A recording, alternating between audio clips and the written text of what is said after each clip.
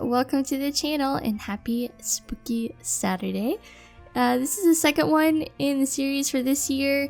I did a criticism of the Scooby-Doo inspired Sims, the Mystery Gang.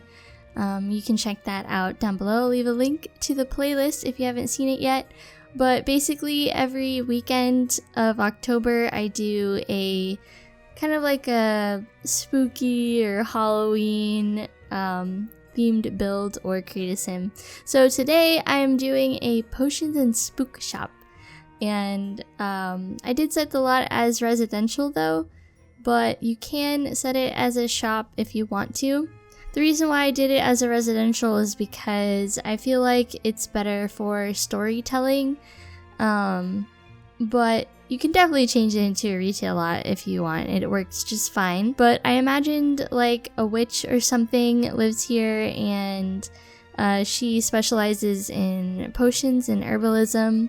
So that's kind of what I had in mind when I built this. So the building itself is kind of like really old and degraded, but still kind of has a fantasy vibe to it. I cannot tell you how excited I am for this month and fall and Halloween, and it's my favorite time of year. I also love Christmas, but I really enjoyed this build. I actually had to build this maybe 2 or 3 times before I got the shape of it, kind of like how I was imagining it. And I didn't really use any reference for this because I wasn't really finding what I was looking for or what I had in my head anyway. So yeah, I just kind of went with it and did some free building, and I really like how it came out. So I didn't want the outside to be completely devoid of color, but I did want it to look old. So I used the paneling that came with the Spooky Stuff pack, which is really great for distressed buildings and old looking buildings, you know. And I thought about putting a roof on top of this like window, like this bay window that came with it together, but it wasn't working out very well, and neither was this roof piece here.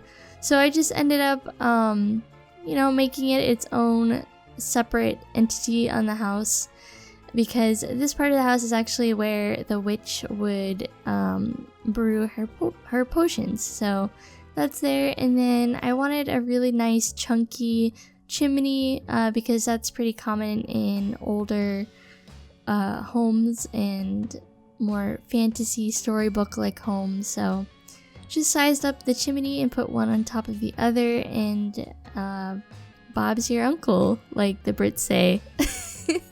Sam taught me that, thank you. So as far as this build goes, I would say the packs you most need are vampires, spooky stuff, and get together. I'm pretty sure those are the main packs I used throughout this build. I wanted the roof to have a lot of detail, or as much detail as I could anyway, so I used some of those roof details on the top there, as well as on the peak of the roof sticking out. And I really wanted it to look kind of overgrown and natural and just kind of all over the place. Very fitting for Forgotten Hollow if you have it. That's where I placed it. I placed it on the lot where the Vitors live, so I just booted them out and built it on top.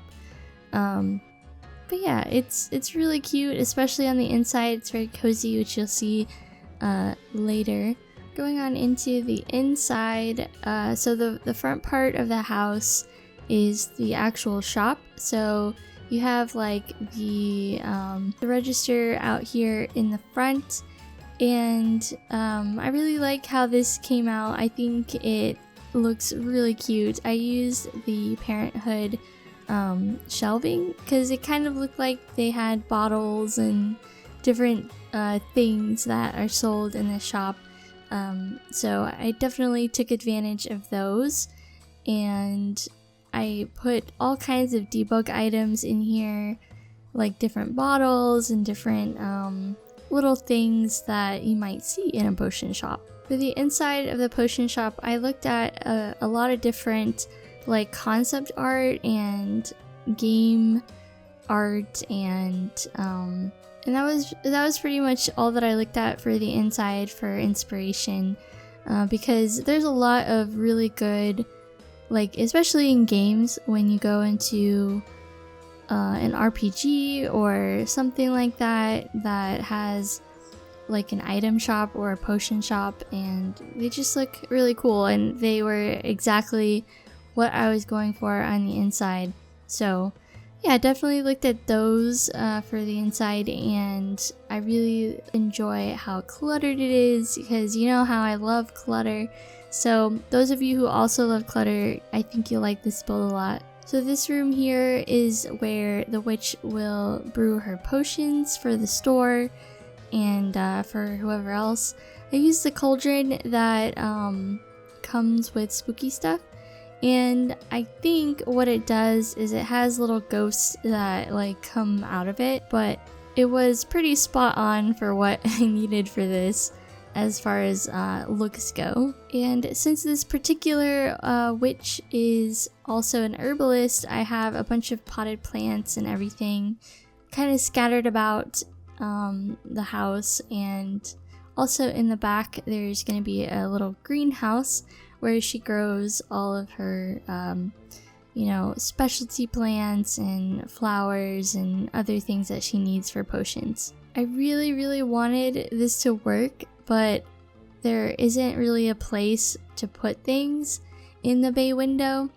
I think I ended up putting something up there that fit, but a lot of things didn't really fit up there, unfortunately, because it kept glitching or like disappearing, and so I couldn't really use it as a shelf per se. So I just put these hanging little pots of plants up there on top of the bay window. They're from movie Hangout. I also really love the old rugs from vampires. I think they go really well on the inside of something like this.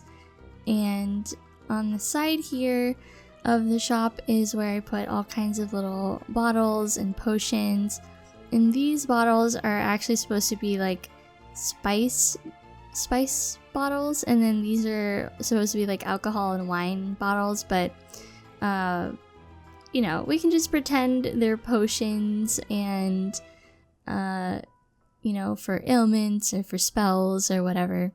So that's kind of what I was going for here, just a little place where she puts her extra potions that are for sale. And I loved the look of this book that came with vampires.